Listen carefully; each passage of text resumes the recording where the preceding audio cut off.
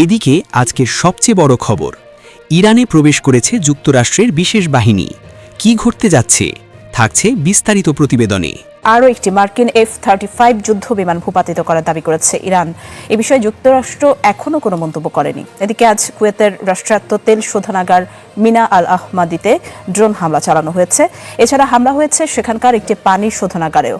এদিকে মার্কিন সেনা ইরানে প্রবেশ করার পর ইরানি সেনাপ্রধানের কড়া হুঁশিয়ারি, একজন মার্কিন সেনাও যেন জীবিত না ফেরে।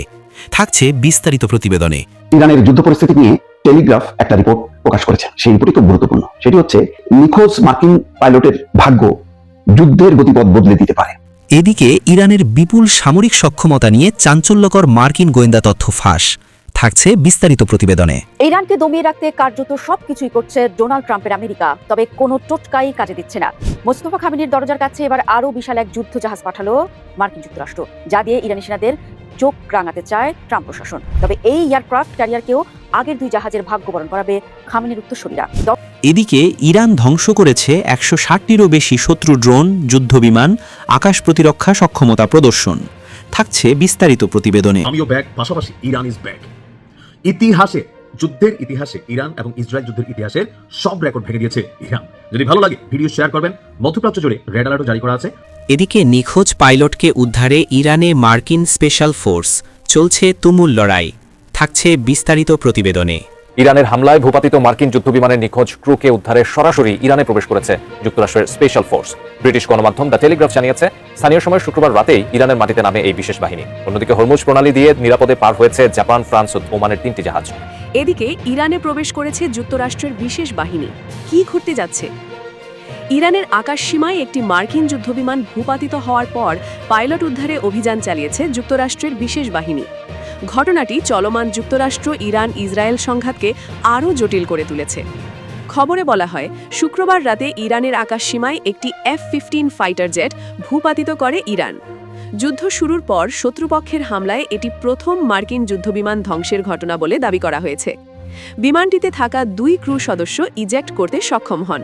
পরে তাদের উদ্ধারে যুক্তরাষ্ট্রের বিশেষ বাহিনী অভিযান চালায়। 2টি সামরিক হেলিকপ্টার ও নিচু দিয়ে উড়ার রিফিউলিং বিমান ব্যবহার করে একটি পাইলটকে উদ্ধার করা হয়। তবে অভিযানের সময় ইরানি বাহিনীর গুলিতে 2টি হেলিকপ্টারই ক্ষতিগ্রস্ত হয়। এর মধ্যে একটি হেলিকপ্টার ধোঁয়া ছড়াতে ছড়াতে ইরাক সীমান্তে ফিরে যায়।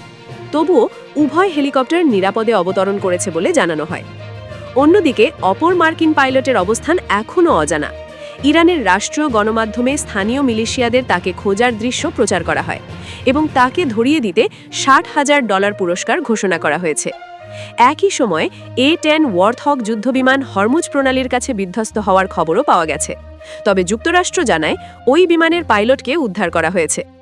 এই বিষয়ে মার্কিন প্রেসিডেন্ট ডোনাল্ড ট্রাম্প বলেন, নিখোঁজ পাইলটের ক্ষতি হলে কী পদক্ষেপ নেওয়া হবে সে বিষয়ে এখনই মন্তব্য করতে চান না। এদিকে ইরানের রাজধানী তেহরানে অবস্থিত শাহিদ বেহেশতি ইউনিভার্সিটি সহ বিভিন্ন স্থানে মার্কিন ও ইসরায়েলি বাহিনীর হামলার খবর পাওয়া গেছে। ইরান এসব হামলাকে মানবতাবিরোধী অপরাধ হিসেবে উল্লেখ করেছে। ইরানের পাল্টা হামলায় উপসাগরীয় অঞ্চল ও ইসরায়েলের বিভিন্ন লক্ষ্যবস্তুতে আঘাত হানা হয়েছে। কুয়েতে একটি গুরুত্বপূর্ণ পানি বিশুদ্ধকরণ প্লান্ট এবং যুক্তরাজ্যে জ্বালানি সরবরাহকারী একটি তেল শোধনাগারেও হামলার খবর পাওয়া গেছে। পরিস্থিতির প্রেক্ষিতে ব্রিটিশ প্রধানমন্ত্রী কিয়ার স্টারমার কুয়েতে প্রতিরক্ষা জোরদারে দ্রুত আকাশ প্রতিরক্ষা ব্যবস্থা মোতায়েনের ঘোষণা দিয়েছেন। এদিকে সংঘাত নিরসনের শান্তি আলোচনা ভেঙে পড়েছে বলে জানা গেছে। পাকিস্তানে চলা আলোচনায় অচলাবস্থা তৈরি হয়েছে বলে বিভিন্ন সূত্র জানিয়েছে। যুক্তরাষ্ট্র দাবি করছে যুদ্ধ চললেও শান্তি আলোচনা অব্যাহত থাকবে। তবে বিশ্লেষকরা মনে করছেন, যদি নিখোঁজ মার্কিন পাইলটকে বন্দী করা হয় তাহলে তা পরিস্থিতিকে আরও উত্তপ্ত করে তুলতে পারে। বর্তমানে সংঘাতের দ্রুত সমাধানের কোনো স্পষ্ট সম্ভাবনা দেখা যাচ্ছে না।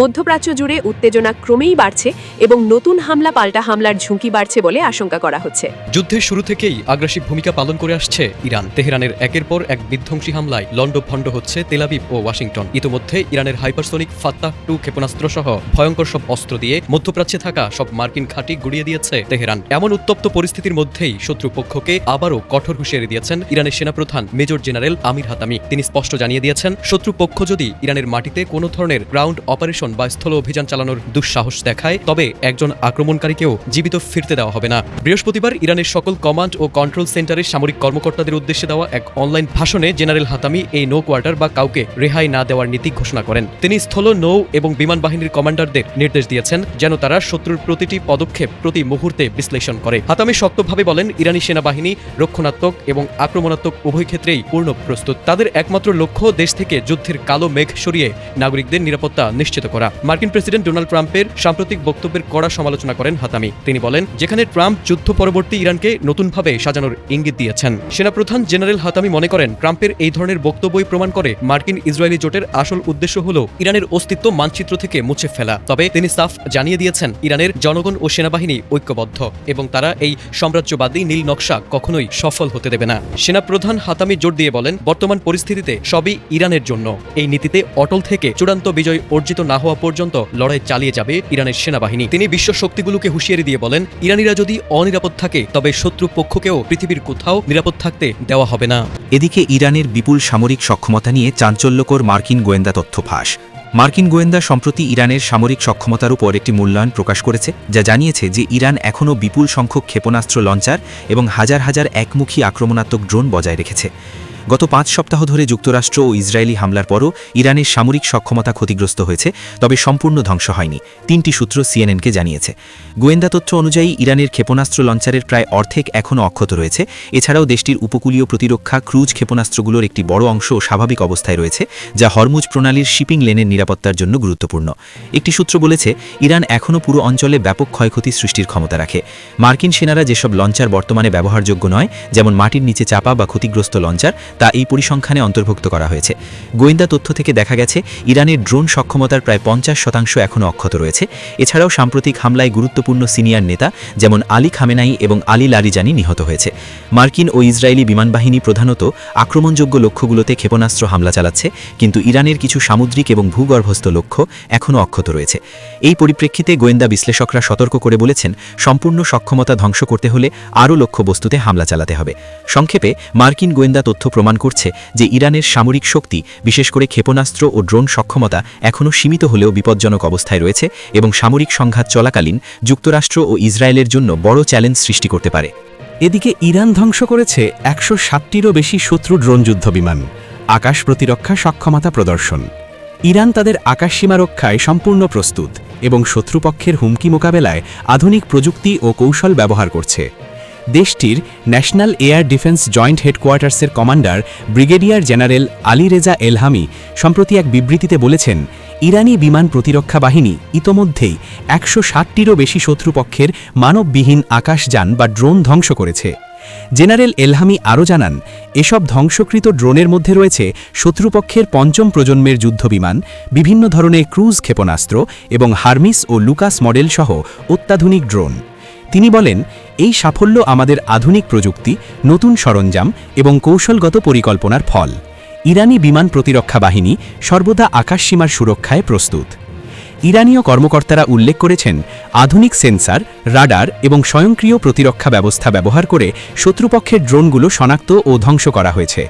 একই সঙ্গে জেনারেল এলহামি দাবি করেছেন, ইরানের এই প্রতিরক্ষা সক্ষমতা শত্রুপক্ষের কৌশলগত পরিকল্পনায় চরম বিভ্রান্তি তৈরি করেছে এবং তাদের আক্রমণাত্মক ক্ষমতা সীমিত করেছে। ইরানের রাষ্ট্রীয় সংবাদ মাধ্যম IRNA এর প্রতিবেদন অনুযায়ী এই ধরনের অভিযান শুধুমাত্র শত্রুপক্ষের ড্রোন ধ্বংসেই সীমাবদ্ধ নেই, বরং আঞ্চলিক শান্তি ও নিরাপত্তা বজায় রাখতে ইরান দৃঢ় অবস্থান নেবে। তিনি আরও বলেন, আমরা আমাদের দেশের আকাশসীমা রক্ষা করার জন্য সব ধরনের প্রযুক্তি ও কৌশল ব্যবহার করতে প্রস্তুত। এদিকে নিখোঁজ পাইলটকে উদ্ধারে ইরানে মার্কিন স্পেশাল ফোর্স, চলছে তুমুল লড়াই। ইরানে মার্কিন যুদ্ধবিমান ভূপাতিত হওয়ার পর নিখোঁজ এক ক্রুকে খুঁজতে তল্লাশি চালিয়ে যাচ্ছে মার্কিন বাহিনী। ব্রিটিশ সংবাদ মাধ্যম দ্য টেলিগ্রাফের প্রতিবেদনে বলা হয়েছে, ওই ক্রুকে উদ্ধারে যুক্তরাষ্ট্রের স্পেশাল ফোর্সের সেনারা শুক্রবার রাতে ইরানে প্রবেশ করেছে। তবে টেলিগ্রাফের প্রতিবেদনে ইরানে মার্কিন স্পেশাল ফোর্সের প্রবেশ নিয়ে বিস্তারিত কিছু বলা হয়নি। নাম প্রকাশে অনিচ্ছুক কর্মকর্তাদের উদ্ধৃতি দিয়ে যুক্তরাষ্ট্রের প্রতিবেদনে বলা হয়েছে, ইতোমধ্যে এই অভিযানে একজন ক্রুকে উদ্ধার করা হয়েছে। তবে যুদ্ধবিমানটির দ্বিতীয় ক্রু সদস্যের জন্য এখনও অনুসন্ধান চলছে। যুক্তরাষ্ট্র বিমান বাহিনীর প্যারারেস্কিউ জাম্পারদের এক সাবেক কমান্ডার জানান, ইরানে নিখোঁজ মার্কিন যুদ্ধবিমানের ক্রু সদস্যকে খুঁজে পেতে বিশেষজ্ঞ মার্কিন যুদ্ধকালীন অনুসন্ধান ও উদ্ধার ইউনিটগুলো ব্ল্যাক হক হেলিকপ্টার ব্যবহার করে এলাকা ছসে বেড়াবে। তিনি বলেন, যদি উদ্ধার লক্ষ্যমাত্রা এমন এলাকায় থাকে যেখানে হেলিকপ্টার পৌঁছাতে পারে না, তাহলে AC-130 গানশিপ থেকে স্কোয়াডের সদস্যরা নেমে স্থলপথে উদ্ধার অভিযান চালাবে। অন্যদিকে ইরানও নিখোঁজ মার্কিন ক্রুকে পেতে রুদ্ধশ্বাস অভিযান চালাচ্ছে। দেশটি যুক্তরাষ্ট্রের পাইলটকে পাওয়ার জন্য পুরস্কারও ঘোষণা করেছে। ইরানের যুদ্ধ পরিস্থিতি নিয়ে টেলিগ্রাফ একটা রিপোর্ট প্রকাশ করেছে। সেই রিপোর্টটি খুব গুরুত্বপূর্ণ। সেটি হচ্ছে নিখোঁজ মার্কিন পাইলটের ভাগ্য যুদ্ধের গতিপথ বদলে দিতে পারে। এই যে যুদ্ধ বিমান যেটা ভূপাতিত করা হয়েছে, একজনকে উদ্ধার করতে পারছে খুব নিচু দিয়ে হেলিকপ্টারে করে উদ্ধার করতে দিয়ে, সেটাও আবার হামলার মুখে পড়ছে, ক্ষতিগ্রস্ত হয়েছে, কিন্তু নিরাপদে অবতরণ করতে পারছে, কিন্তু আরেকজনকে উদ্ধার করা সম্ভব হয়নি। এখন ইরানের সামরিক বাহিনী সেটি উদ্ধার করার চেষ্টা করছে। পুরস্কার ঘোষণা করা হয়েছে $66,000 ইরানিদেরকে, যে দুর্গম পাহাড়ি অঞ্চলে সেখানে যেন তারা যদি উদ্ধার করে, এবং বলা হচ্ছে কোনোভাবে তাদেরকে লাঞ্ছিত করা যাবে না, আহত করা যাবে না, নিহত করা যাবে না, ধরা দিতে পারলে 66,000 প্লাস পুরস্কার দেওয়া হবে। এখন এর ফলে কি হতে পারে?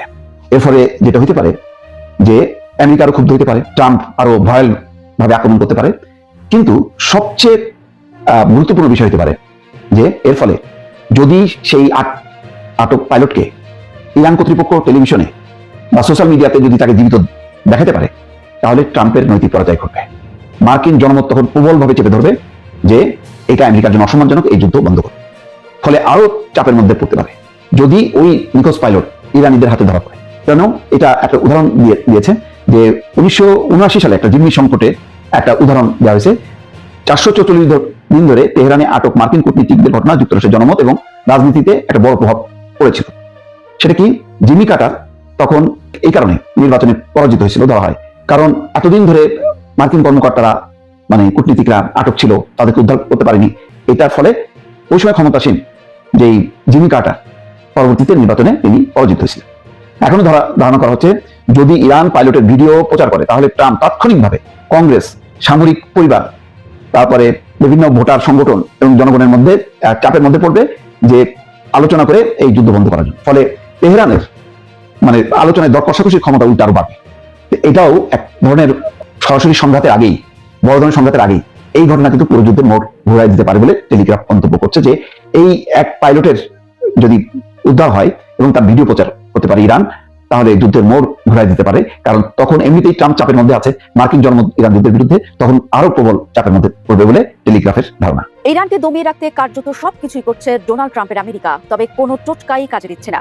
মোস্তফা খামেনির দরজার কাছে এবার আরো বিশাল এক যুদ্ধ জাহাজ পাঠালো মার্কিন যুক্তরাষ্ট্র, যা দিয়ে ইরানি সেনাদের চোখ রাঙাতে চায় ট্রাম্প প্রশাসন। তবে এই এয়ারক্রাফট ক্যারিয়ারকেও আগের দুই জাহাজের ভাগ্য বরণ করাবে খামেনির উত্তরসূরিরা। দর্শক, ইরানের যুদ্ধের দামামা বেজে উঠতেই ভূমধ্যসাগর দিয়ে মধ্যপ্রাচ্যে অর্থাৎ ইরানের দরজায় দুটি এয়ারক্রাফট স্ট্রাইক গ্রুপ পাঠিয়েছিল আমেরিকা। সেগুলো হলো USS আব্রাহাম লিঙ্কন ও USS আর জেরাল্ড ফোর্ড। তবে যুদ্ধ চলাকালীন সময়ে রহস্যজনকভাবে ক্ষতির সম্মুখীন হয়েছে মার্কিন বাহিনীর গর্ব জেরাল্ড ফোর্ড। গণমাধ্যমের তথ্য বলছে অভ্যন্তরীণ গোলযোগে 14 মাসের জন্য বিশ্রামে যেতে হয়েছে জেরাল্ডকে, আর ইরানি সেনাবাহিনীর দাঁত ভাঙা জবাবে নির্দিষ্ট জলসীমা থেকে পিছু হতে বাধ্য হয়েছে আব্রাহাম লিঙ্কন। এমন পরিস্থিতির মধ্যে ইরানের উদ্দেশ্যে USS জর্জ H.W. বুশকে পাঠাচ্ছেন ট্রাম্প, যেখানে অন্তত 5,000 সেনাকে তুলে দিয়েছে মার্কিন প্রশাসন। সঙ্গে আকাশ বাতাস কাঁপানো F-18 হর্নেট সহ একাধিক সমরযান এতে বোঝাই করা হচ্ছে। দর্শক, মার্কিন নৌবাহিনীর একটি অত্যাধুনিক এবং শক্তিশালী পারমাণবিক শক্তিচালিত aircraft carrier USS George H.W. বুশের কার্যকারিতার দিকে একটু নজর দিতে চাই। শুরুতে এর নামকরণ মডেলের দিকে নজর দিতে চাই। এটি বিখ্যাত নিমিটস ক্লাসের 10ম এবং সর্বশেষ জাহাজ। 2009 সালে কমিশন করা রণতরীর আমেরিকার 41তম প্রেসিডেন্ট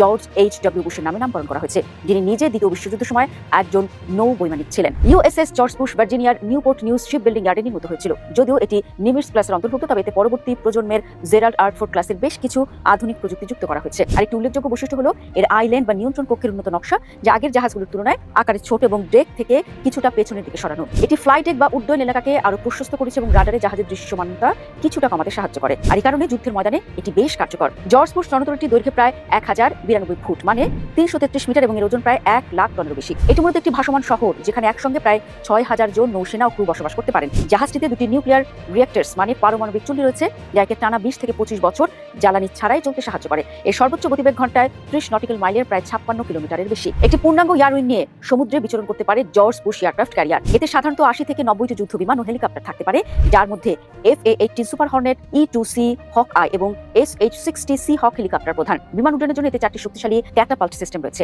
আত্মরক্ষার জন্য জাহাজটি সি স্প্যারো মিসাইল র্যাম এবং ক্লোজ ইন উইপন সিস্টেম দ্বারা সজ্জিত, যা যে কোনো ইনকামিং মিসাইল বা ড্রোন হামলা রুখে দিতে সক্ষম। ইউএসএস জর্জ বুশ মার্কিন সামরিক শক্তির এক অনন্য প্রতীক। এটি কেবল যুদ্ধ বিমানের ঘাঁটি হিসেবেই নয়, বরং মানবিক সহায়তা, দুর্যোগ ব্যবস্থাপনা এবং বিশ্বজুড়ে মার্কিন স্বার্থ রক্ষায় দ্রুত সাড়া দিতে ব্যবহৃত হয়। এটি ক্যারিয়ার স্ট্রাইক গ্রুপ 2 এর নেতৃত্ব দেয় এবং ভূ রাজনৈতিক অস্থিরতার সময় বিশ্বের যে কোনো প্রান্তে পৌঁছে মার্কিন সামরিক উপস্থিতির জানান দেয়। এত কিছু থাকার পর প্রশ্ন উঠছে, যেখানে আব্রাহাম লিঙ্কন আর জেরাল্ড ফোর্ডের মতো স্ট্রাইক গ্রুপই লেজ গুটিয়ে পালিয়েছে, সেখানে জর্জ বুশ কি বা করতে পারে? অবশ্যই আমেরিকার এই পদক্ষেপে যে ইরানি সিংহেরা হাত গুটিয়ে বসে থাকবে না, তা স্পষ্টই। এখন ট্রাম্পের এই এয়ারক্রাফটের ভাগ্যে কি লিখে রেখেছে ইরান, সেটি এখন আমিও ব্যাক, পাশাপাশি ইরান ইজ ব্যাক। ইতিহাসে, যুদ্ধের ইতিহাসে, ইরান এবং ইসরায়েল যুদ্ধের ইতিহাসের সব রেকর্ড ভেঙে দিয়েছে ইরান। যদি ভালো লাগে ভিডিও শেয়ার করবেন। মধ্যপ্রাচ্য জুড়ে রেড অ্যালার্টও জারি করা আছে। বাংলাদেশের যে সকল ভাইরা মার্কিন যুক্তরাষ্ট্রে অথবা ইসরায়েলি বিনিয়োগের যে কোনো প্রতিষ্ঠানে অথবা সামরিক বাংকারের আশেপাশে বসবাস করেন, প্রথমে ভিডিওটা শেয়ার করে আপনারা একে অন্যকে সহযোগিতা করবেন যে দেশে ছুটি নিয়ে চলে আসেন, কারণ ইতিহাসে এবার বড় ধরনের খেলা হতে যাচ্ছে। কারণ ইতিমধ্যে ইরান আপনার ইসরায়েলের সাথে যতগুলো ছোট বড় যুদ্ধ হয়েছে, সব যুদ্ধে রেকর্ড ভেঙে অনন্য ইতিহাস তৈরি করেছে। দর্শক, মধ্যপ্রাচ্যের চলমান উত্তেজনায় কেউ কাউকে ছাড় দিচ্ছে না, অর্থাৎ ইরান বলছে ঝুঁকেঙ্গে নেই সালা, হাম দিখা দেঙ্গে, অর্থাৎ আমরা দেখাই দিব। তো কি দেখাচ্ছে? ট্রিপল অ্যাকশন চলছে। একদিকে লেবানন থেকে বীররা, অপরদিকে ইরান তাদের ক্ষেপণাস্ত্র বহরে থাকা অত্যাধুনিক প্রযুক্তির ক্ষেপণাস্ত্রের যে বহর পাঠিয়েছে, যুদ্ধের সব রেকর্ড ভেঙে দিয়েছে। বলা হচ্ছে যে আপনার ইসরায়েলের দিকে আপনার ইতিহাসের সবচেয়ে বড় ক্ষেপণাস্ত্র অভিযান চালিয়েছে ইরান। প্রতিবেদন অনুযায়ী ইরান প্রায় 10টি অত্যাধুনিক প্রযুক্তি ব্যালিস্টিক ক্ষেপণাস্ত্র, এর পাশাপাশি মাঝারি এবং স্বল্প পাল্লা আরো প্রায় শতাধিক ক্ষেপণাস্ত্র নিক্ষেপ করেছে, যার লক্ষ্য ছিল ইসরায়েলের কেন্দ্রীয় অঞ্চল। ক্ষেপণাস্ত্র শনাক্ত হওয়ার সঙ্গে সঙ্গে তেল আবিব, সেফেইরা এবং আশেপাশের এলাকায় অর্থাৎ পুরো ইসরায়েলের 80% জায়গায় আজকে একসাথে সাইরেন বেজে উঠেছে। বাসিন্দারা একের পর এক বিস্ফোরণের শব্দ শুনেছে। ইসরায়েলি গণমাধ্যম টাইমস অফ ইসরায়েল বলছে, কয়েকটি স্থানে ক্ষেপণাস্ত্র এবং তার ধ্বংসাশেষ আঘাত হেনেছে। উদ্ধারকারী দল দলে দলে ঘটনাস্থলে কাজ করছে। ক্লাস্টার ওয়ারহেড ব্যবহার করে ইরান এই নিষিদ্ধ অস্ত্র আপনার ছড়েছে ইসরায়েলে, যা আকাশে বিস্ফোরিত হয়ে ছোট ছোট আপনার বল আকারে ছড়িয়ে পড়েছে পুরো ইসরায়েল জুড়ে। অপরদিকে ইসরায়েলি সামরিক বাহিনী জানিয়েছে যে তারা তেহরানের বিভিন্ন সামরিক অবকাঠামো লক্ষ্য করে অভিযান আরো বিস্তৃত শুরু করেছে। এর প্রতিক্রিয়ায় ইরান, ইসরায়েল ছাড়াও জর্ডান, ইরাক এবং উপসাগরীয় অঞ্চলে যুক্তরাষ্ট্রের সামরিক ঘাঁটি থাকা দেশগুলোর উপর আজকে একযোগে ড্রোন এবং ক্ষেপণাস্ত্র হামলা চালিয়েছে। এতে হতাহত, অবকাঠামোগত কি পরিমাণ ক্ষয়ক্ষতি হয়েছে সেটা এখনো আন্দাজ করা যাচ্ছে না। তবে বলা হচ্ছে এখন পর্যন্ত প্রায় 1340 জন ইসরায়েলি আহত হওয়ার খবর, যার মধ্যে আরো অনেকে আছে। পাশাপাশি ইরান নিয়েও পরিসংখ্যান এসেছে, অর্থাৎ আজকের দিনে ইরান আমাদের মধ্যপ্রাচ্যে যে সকল ভাইরা বসবাস করছেন আপনারা জানেন, প্রতিদিন কুয়েত, বাহরাইন, কাতার, ইরাক, তারপর বিভিন্ন জায়গায় যেই পরিমাণ অভিযান ইরান শুরু করছে, এমনকি আবুধাবিকে যেভাবে মানে নাই করে দেওয়ার পরিকল্পনা করছে, আমার মনে হচ্ছে যুদ্ধ আরো বড় আকার ধারণ করতে যাচ্ছে। তবে আশার বাণী হচ্ছে এটা যে ইরান থামবে না, ঝুঁকবে না। ইরানের সর্বোচ্চ নেতা যিনি দায়িত্বশীল আছেন, সাবেক সর্বোচ্চ নেতার ছেড়ে, তিনি ঘোষণা দিয়েছেন ইরানকে যুদ্ধের মাঠ থেকে ভয়ভীতি দেখিয়ে সরানো যাবে না, ন্যায্যতার সাথে এই যুদ্ধের সমাপ্তি হতে হবে। ইনশাআল্লাহ ইরানকে আল্লাহ পথে দান করুক।